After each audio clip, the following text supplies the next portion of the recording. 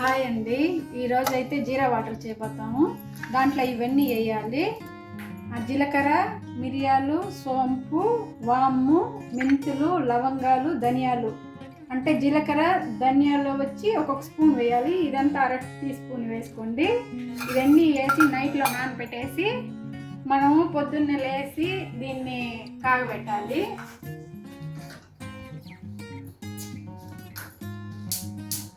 దీన్ని సగం అయ్యేదాకా కాంచుకొని, జీరా వాటర్ సగం అయ్యేదాకా కాంచుకోవాలి. ఇదైతే మనకి బెనిఫిట్స్ చాలా బాగుంటుందండి. షుగర్ పేషెంట్లు కూడా ఇవి తాగొచ్చు. రెగ్యులర్గా తాగితే మా సార్ వాళ్ళు అయితే ఇక్కడ హెల్తీగా ఉన్నారు. నేను చేసే రోజు ఈ జ్యూస్ అయితే ఇస్తాను, జీరా వాటరు. దీనివల్ల చాలా ఉపయోగం ఉంటుందండి. మీరు కూడా ఒకసారి ట్రై చేయండి.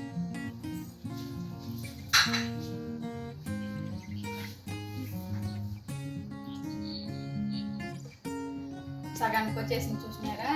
ఇప్పుడు మనం ఆపేసి వడకట్టుకొని తాగేయడమే.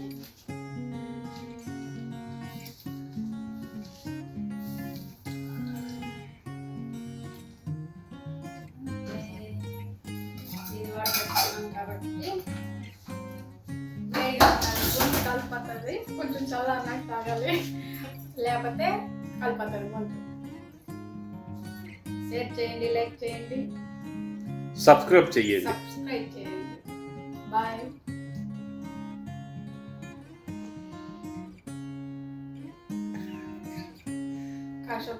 కాలిపోతుంది.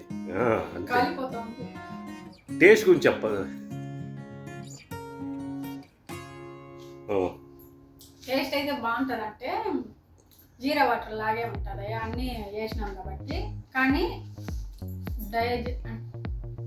కడుపు మాత్రం క్లీనింగ్ అవుతుంది. ఈ వాటర్ రోజు తీసుకుంటే మాత్రం, షుగర్ పేషెంట్లు మాత్రం రోజు తీసుకుంటే హెల్దీగా ఉంటారు. టాబ్లెట్లు కొంచెం దూరంగా ఉండొచ్చు.